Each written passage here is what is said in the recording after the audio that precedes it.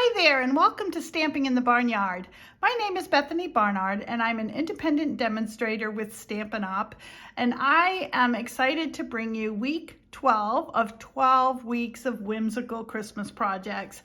And I'm very excited about this project, and it's coming up to the deadline of Christmas, and this is a very quick, very easy, but very cute project for a last minute Christmas gift. So let's reveal here, and it is this pair of polar bear earrings. And they're so inexpensive, they're so quick, they're so easy. I love this project, and I'm excited to share it with you. So let's get going. I'm going to show you first how to make the earrings, and if you want to stay on, I have a box that I've created here, as you can see, and I can give you all the measurements for that, and we'll make that together. But the first half of this video will be on how to make those earrings.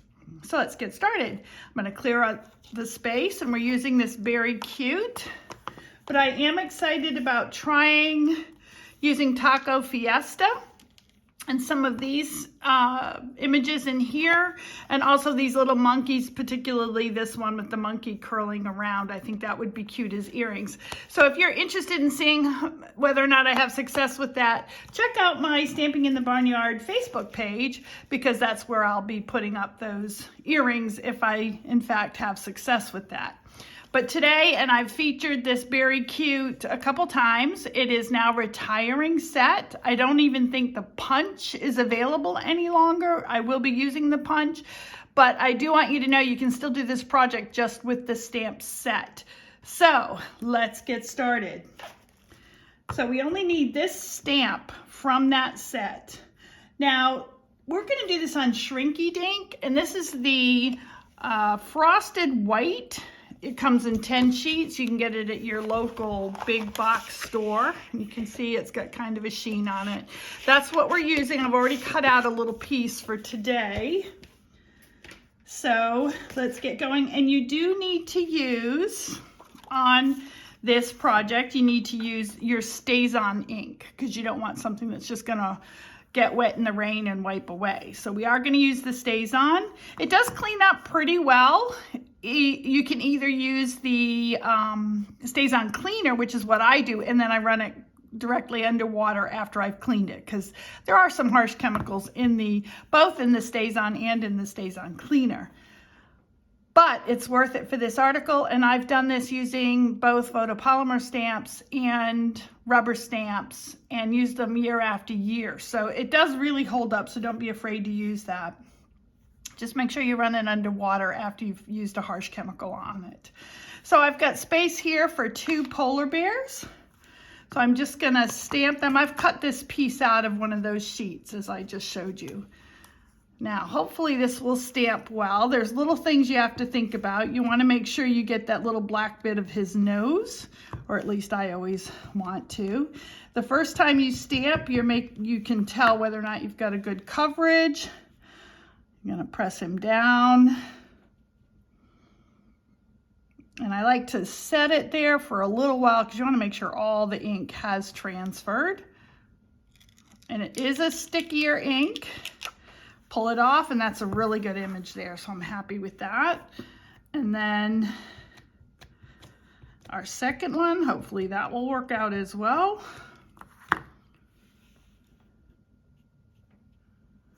Again, waiting a few seconds while I'm doing that. Close up my ink. Stays-On ink does, in fact, evaporate rather quickly, so you want to make sure you've put covers on when you're not using it.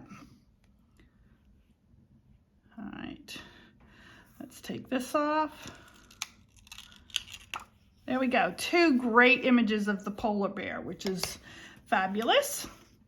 Now, what I've done is, one of the reasons why this polar bear is excellent for this project is because you think of polar bears as being white, so we don't have to color it in. However, I do want to put, as I'll show you in here that I do want to put a little scarf on him. It just brightens it up with some red and makes it a little bit more Christmassy.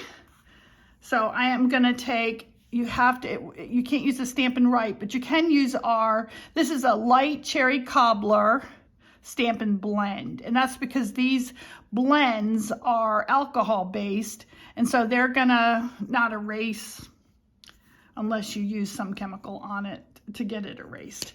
And I want to show you how easy it is to actually do. You really want to wait a little bit. I'm gonna try and figure out what I want to do next. I know what I'll do next, because you really want to make sure this is dry. And you can't use the heat tool yet on it because it'll shrink, because that's what shrinky dinks are all about. So I'm gonna put this aside a little bit to dry, and I'm just gonna take this insert, this card that goes in the box. We'll do the box later, but I'm gonna show you how to do the insert of the card. And that piece of cardstock, and these measurements will be in the description, is just under 3 1/4 and just under 3 1/2. And that's because the box is 3 1/2 and you want it to go in pretty easily. And then you're gonna score it at 3/8 and 3/4. So I'm gonna do that right now. And you wanna do that you wanna make sure that you have the piece that's closest to 3 1/2 at the top. And then you're gonna, well, not at the top. Once you know that it's the 3 1/2, then you're gonna turn it sideways, only we're gonna do it this way. And then you're gonna score it at 3/8 and then again at 3 1/4. And that's just so that when you do the box and put it in there, it kind of props it up at an angle. So we're gonna take our bone folder here and fold it away. So you're gonna fold them both in the same direction. And so you end up with something like this in the box. I hope that makes sense. Then you want to use this is a 1/16 of an inch hole punch, Fiskars hole punch. Believe it or not, years ago, Stampin' Up! Used to sell these, and I actually bought this from Stampin' Up! Now, I want this to go in, I want my holes to be past this line. Let's see. So it might be better if I poke them from this way to where I can see where this fold is. So I'm going to take this up and I'm going to come about 1 inch from this edge, and I just eyeball it. I know you could absolutely use a ruler and measure it, but I'm just not that precise. So there we have our 2 holes to put the earrings in when the time comes. And then I've used, there's a number of greetings that we sell that would be appropriate for this, but I really liked Wishing You a Merry Christmas. So this comes from the November paper pumpkin that came out, and it had a lovely, I loved the whole kit to make up some treat bags. In fact, I'm having a party tonight, and I intend to give those out. And I'm gonna stamp this in the very happy color, I think, Poppy Parade. But you know, you could just put Merry Christmas at the bottom if you wanted to, but it just does look nice and finished if you have something stamped at the base of this. Again, I just eyeball it and hope that while I'm on camera I have success, and it looks like I did. And so that's ready for when we make the box and put these inside, and you'll see that that's gonna fit nicely. So put that aside. Some of you may want to know about where I got the earrings. I got them, you know how it is, right off Amazon. I don't remember the count. It's probably 100 pairs or 50 pairs. I can't remember. And I did get the hypoallergenic ones because my ears need them. I need the hypoallergenic. And so I have no problem wearing these. They're very easy to use because you just, you know, they're just, so you get a look at them. You know, they're just the kind that go through. If you want to add backings, you can order backings as well, but these are pretty cute. So I'm doing all that, giving those polar bears a little bit of chance to dry, and I think we're ready now. So I'm going to go ahead and take this is the, as I said, light cherry cobbler. I could use dark, it doesn't matter too much, but just remember that when these shrink down, the color actually becomes more vibrant. So that's a good thing. All right, so I just literally draw 2 lines, and you'll see, I hope, that I haven't actually gone all the way to the edge of the polar bear's outline, and that's partly because if I hit that black, this marker may pick it up. Try to get them about the same size. What did I do? I think I went further here. It's okay because we're going to fill it in. And as I said, all of this, you don't have to be beautiful in your coloring, because when it shrinks down, it takes away all of those issues. So I start by just kind of doing this trapezoid on the polar bear's neck. Now look, that one went up higher, didn't it? So whereas I say I'm not that particular, doing this on camera, I've never readjusted their scarves before. This one now looks higher. Okay, it shouldn't be that difficult. And then I just kind of do this triangle, and then another one here, because when it shrinks down, it looks like a scarf, believe it or not, or a bow, whichever you think is appropriate at Christmas. Both, right? Okay, so there we have 2 scarves on there. And as I said, that red will become more vibrant as we shrink it down. And it does need to be a thick scarf. After all, polar bears in the North Pole, right? Okay, so then we're gonna take, now this is a bigger hole punch. This is 1/8 of an inch. And you need a bigger one because even the hole shrinks down a little bit. So I have discovered that the best place, because you want balance, if you were to put in the hole too far up here, then the polar bears are gonna, look like they're flying in the sky. I want it to where it's pretty much equidistant on both sides, so that when you put the holes in them, they hang very straight. I hope that makes sense. And I have found that punching this hole right across from the leg there has been the ideal place. So I'm punching the hole right away, both sides, right across from that leg. I hope that makes sense. See if my ruler helps you to see. So I've kind of looked for the center of that leg and then put the hole right across from that. I hope you can see that.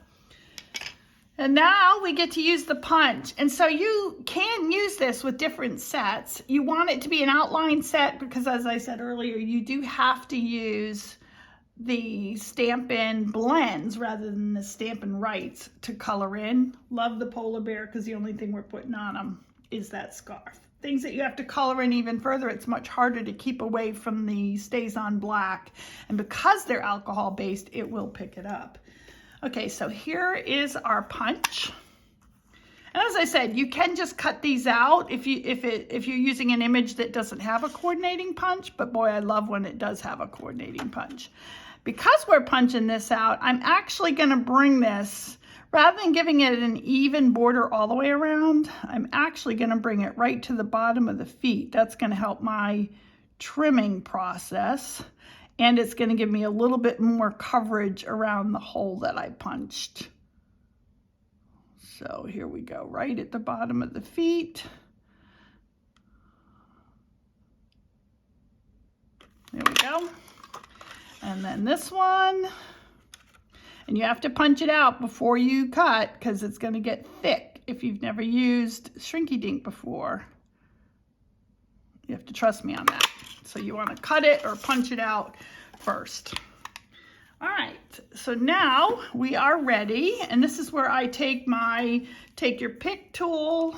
Oh, I brought the wrong one. Well, this will work anyway. I meant to bring the other end where you have the, oh, I could actually use this. Where you have the 2 scoring tools, because we're gonna put that in there with the yeah, with the, I'm not gonna lock this one down. You're gonna see why. But you have to hold it down. So we're gonna do one at a time, and I am gonna trim them. So I know it's written all over. Grandkids and kids make my clipboard not as pretty probably as yours. Okay, so since I deliberately gave myself an extra trim up there, or extra, I'm gonna trim it off. What do I mean? Extra border. And I'm gonna come up, and when I get to this circle, I kind of try to make a little rounded bump there. It also means if you do this closer, you're only trimming half of the bear as opposed to all the way around if you think there's too much white. I'm gonna come in here because that does make this a little bit off, so you just trim it. You wanna still leave a little bit of white. And I hope you know when you're cutting out, you move what you're cutting more than the scissors with which you are cutting. Come on, let's get this right here. Sometimes it's hard to get into these little places. I have a new grandbaby this week since we last filmed. A new little grandson. We didn't know whether it was going to be a boy or a girl. We got a little boy. I'm excited about that. He's a cutie. So I've been busy trying to help out there.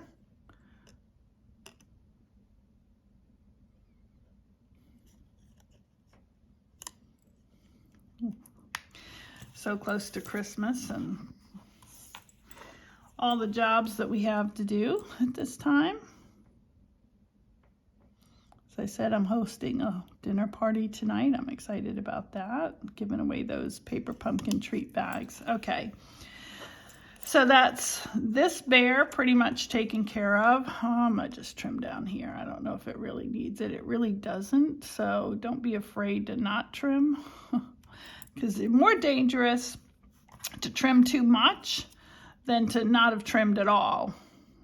I say that and then I come back in here and I trim again, so I should take my own advice, which I'm gonna do right now. Okay, come up here for the other bear. Again, I really need to learn how to fast forward these videos. I will hopefully do that before I do another series, but I need my son home to teach me all the tricks that he seems to pick up very easily. He helps me a lot, but he's moved away, and now I have to wait till he comes home for a visit to further my technological expertise. Alrighty. So yeah, I kind of feel like we should have Christmas music playing or something while I'm doing this.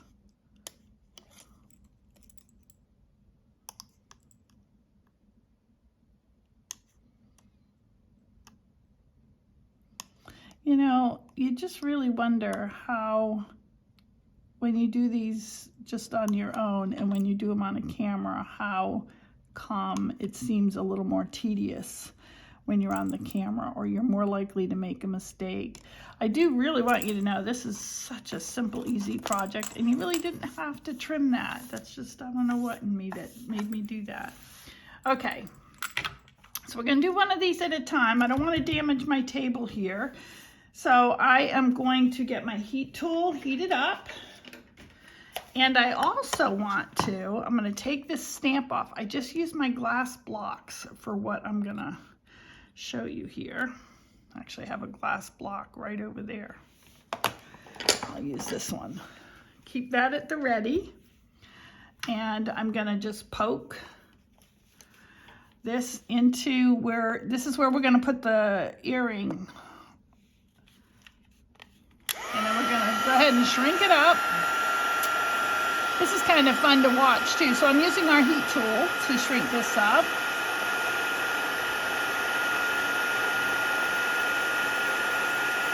There we go.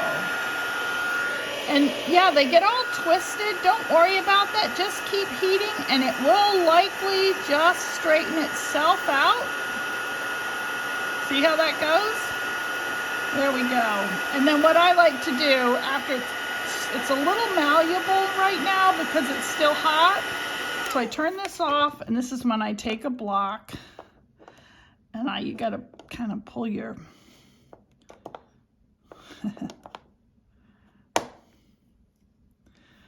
you gotta pull this out without tearing the hole so that you can still get the earring in. Gosh, I've never had it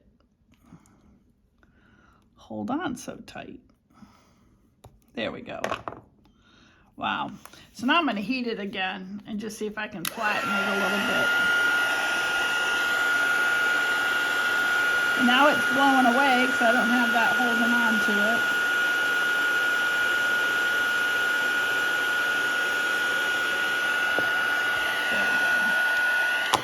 Okay, so you see now I flattened it and it's got that little hole. So look at the difference. You've got this polar bear and now it's this size for earrings. Isn't that cute? And see how rich that color is on that bow? Looks really nice. Bow. Now I'm calling it a bow. It's really supposed to be a scarf. But maybe that angled thing has caused that. All right, so here we go again.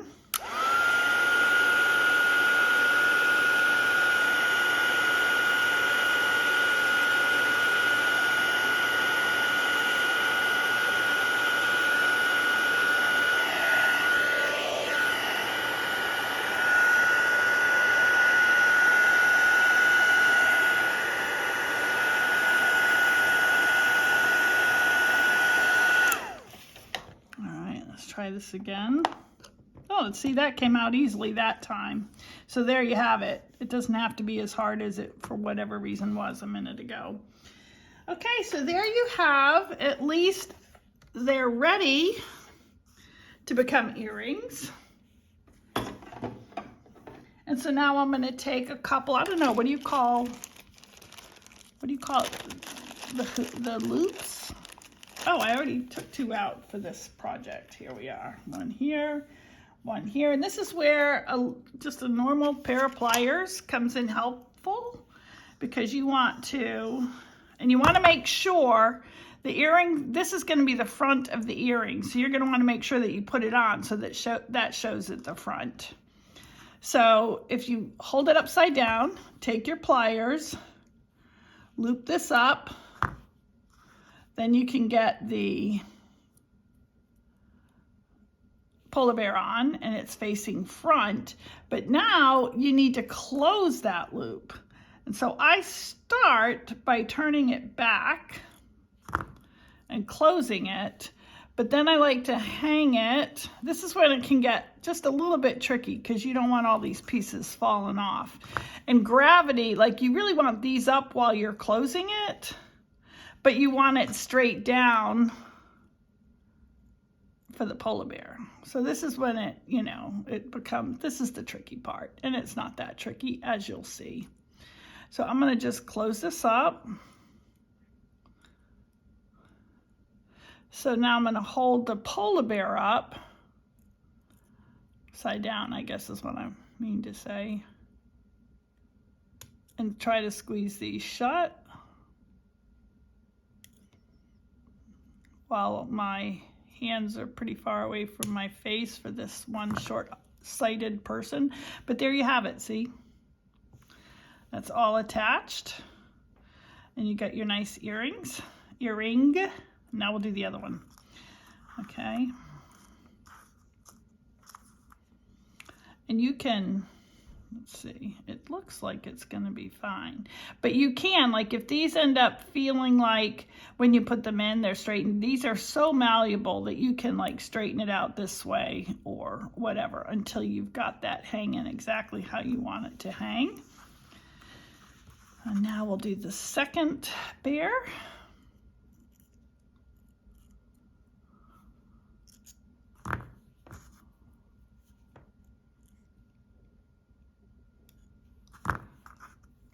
Again, you want to make sure you make it so that the bear's facing the front.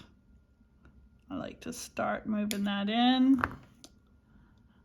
hang it upside down. And see, while I hang it upside down, I try to hold these beads. These are not necessary. They just kind of add to the decoration, the little bead at the bottom and a twisty thing at the top. They're not necessary for the earrings, but I think they add to it, so I like to keep them on. But you could take them off, and this process would be a whole lot easier if you weren't trying to hold them up while you're pinching the bottom closed. And there you go. So now we have the earrings. Aren't they cute? And then if we take this little piece, and this is the thick white cardstock, and so you put them on, and look how nicely they display for the box. And then, as I said earlier, I'm going to take you through how to actually make the box if you're interested that will fit this and what the measurements are to do this. On this particular any earrings, I do like to do a very loose tape down because you don't want the earrings to actually fall out if they shake the box, or and you'll know, I know I've gotten earrings where they've done the exact same thing on them. And if you just put a loose piece of tape on there, you can usually, I like to kind of set them off a little bit here. Don't want to go this way or this way, but anyway, I think I want this to go down a little further. Anyway, you just kind of play with them and get them where you want them for the display. There you go, that works. And then we're going to go ahead with the box. So this is great because you can get 2 boxes from 1 sheet of cardstock. Now this is 8 inches. Here's the 8 inches by 5.5. So you're going to cut off a 1/2 inch, and then you cut it both at 5.5, and you'll have 2. This will make 2 boxes, not a top and a bottom. It'll make it 2 boxes, 2 full boxes. So I'm going to take you through how to score for that and cut. And I like to begin by taking, okay, so I used my scoring tool. Here we go. By taking and just doing 1 inch all the way around the perimeter. That way, if you've got any small amount of, not quite getting exactly 8 inches or not quite getting exactly 5.5, this helps you to make sure that all your edges are exact, because these score lines are exact. So then you're gonna score it 3.5 and 4.5. And that's all the scoring you need to do. And then I like to, so I've got these pieces here to decorate the box. And this is one of our specialty DSPs. And I'm sorry, I can't remember what the name of it is, but I did use it on another polar bear project earlier in this series if you need the name. And here are pieces that I've cut for the box. And I'll give you the measurements. These measurements will be in the description as well, but I'll try and get them. I'm going to recite them to you now. Okay, so this is just shy of 3.5. So it's really like 3 and 15/16 by 15/16. So it's almost an inch, and it's almost the same measurement as this fold, and that's because I really wanted less of the box showing and more of the paper. So you'll need 2 of those for your top, and then you'll need at the side, this one is 2 and, did I tell you this right? This is 3 and it's not 15/16. This is 3 and 7/16. Sorry, just under 3.5. This is just under 2.5, so it would be 2 and 7/16. So you need 2 of each. So you'll have this and this. And then again, you'll have, and what I do is I cut a long strip at 3 and 7/16, and then I cut this piece and these 2 pieces. And then with what's left, I cut these 2 pieces. So this is, again, it's just under 3.5 by 2.5 because that's what the rectangle is inside here. So it's 2 7/16 by 3 7/16. You could go, if you wanted to, you could go ahead and show much more of the box if you preferred. So that's where they're gonna go. But before we do that, it is important that you go ahead and glue on one of these long strips. So I'm gonna do that now. And that's because we're gonna punch out a little half circle so that you know that it's where the box opens.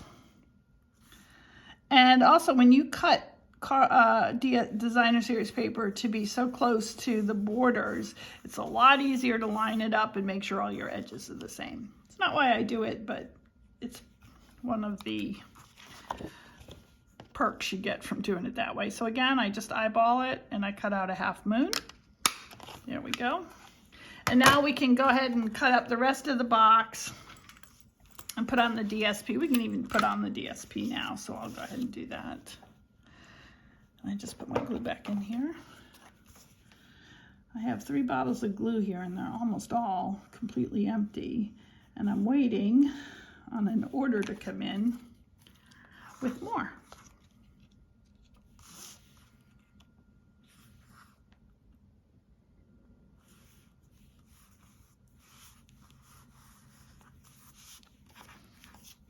And then another strip behind it. So you're really just doing one end, and that tells you that this is the top of the box.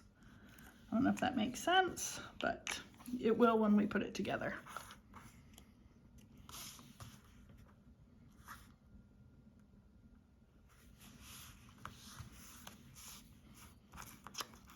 And then the last 2 sides.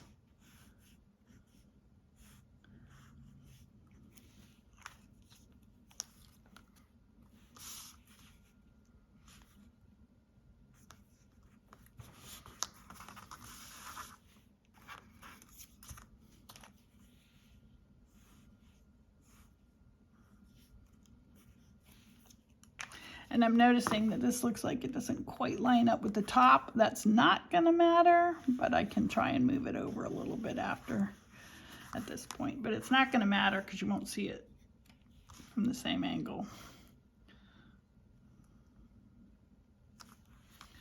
There we go. All right, so those are the only 4 pieces you need. If you wanted, you could cover the whole box, but I'm gonna show you here that I just covered the top.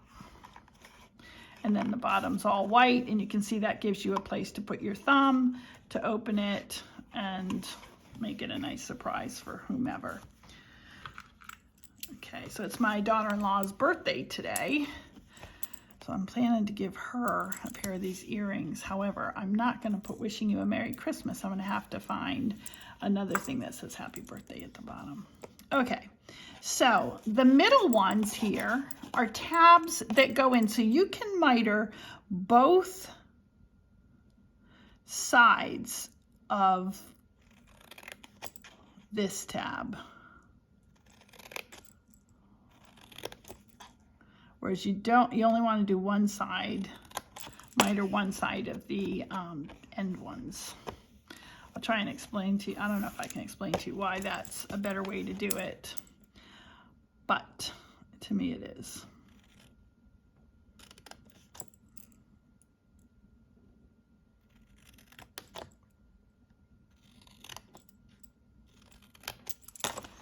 All right, so I've got those done. And now these end ones that I was telling you, you're gonna miter just the side that's next to.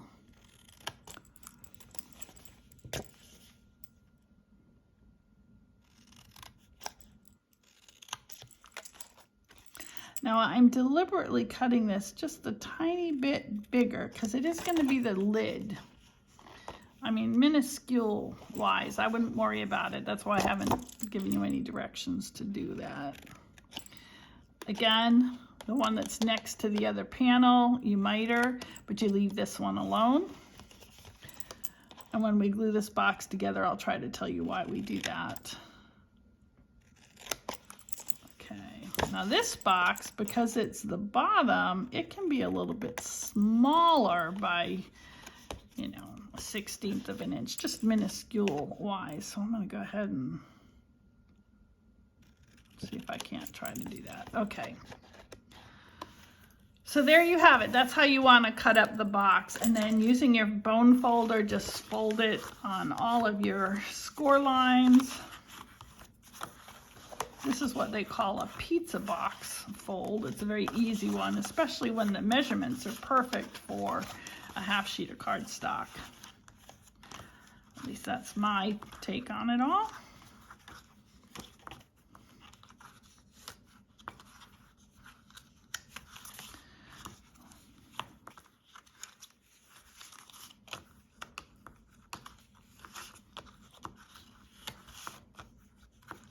There we go. And then once you've had all of that done, now we're gonna fold up the sides of the box. So you're gonna do that just on the bottom.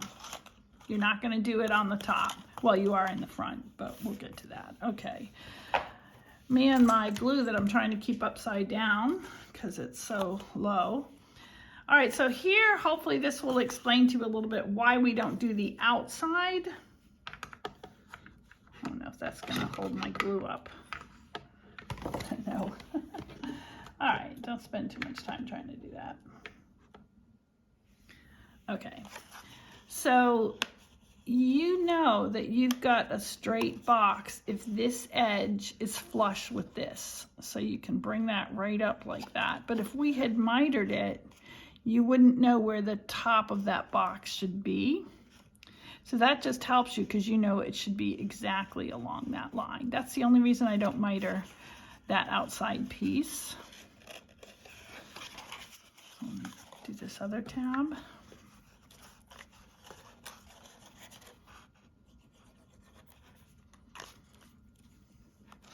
So yeah, I'm excited about trying out some of those monkeys, especially as I said, that one with the little curly tail at the end. I don't know if I'll get to it today with company coming tonight, but I'm looking forward to trying that. So you might want to look by the end of next week to see if I have any monkeys up on my Facebook page by the same name, Stamping in the Barnyard. Love to have you follow me, like it, order from me. I would love to have that. We need them to stay active, as you probably know, and to share our ideas with you on YouTube. That's what helps us. Okay, so now, so you'll see all four of these tabs are going on the bottom, and we're only going to have the two end tabs at the top in order to make this a box that will close. All right, so now we're going to do these top ones.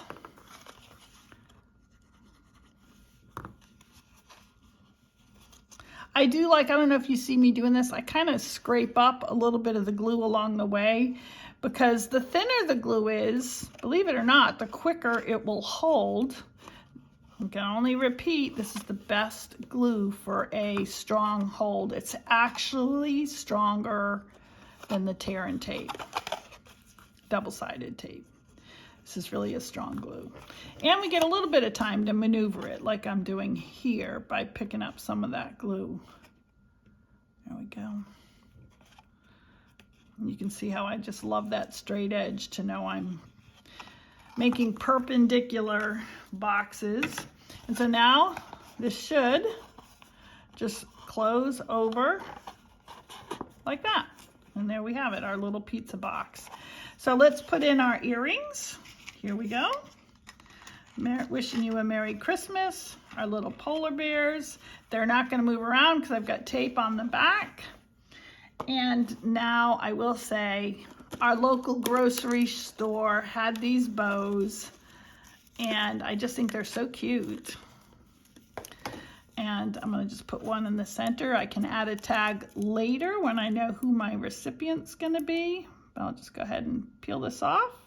But yes, that's basically it. I probably should have, for the sake of how pretty we can make our tags. Done one Stampin' Up! Style, which I will do eventually. But as I said, the project was the earrings, and the box is sort of extra for these earrings or any pair of earrings. Okay, and this is not working for me right now, so we're going to pretend I just put that on, and I'll get that later. But there you have it. Earrings, stocking gifts, really cute. And the polar bears are perfect because there's no coloring in that's necessary. If you'd like to see some of the other stamps, I would tell you, you can't really use a bold stamp because you have, unless it's black, because you need to use it stays on or brown, because we do have a timber brown color, but you don't want to color in because that makes it really difficult. Thank you for watching, and Merry Christmas. Bye.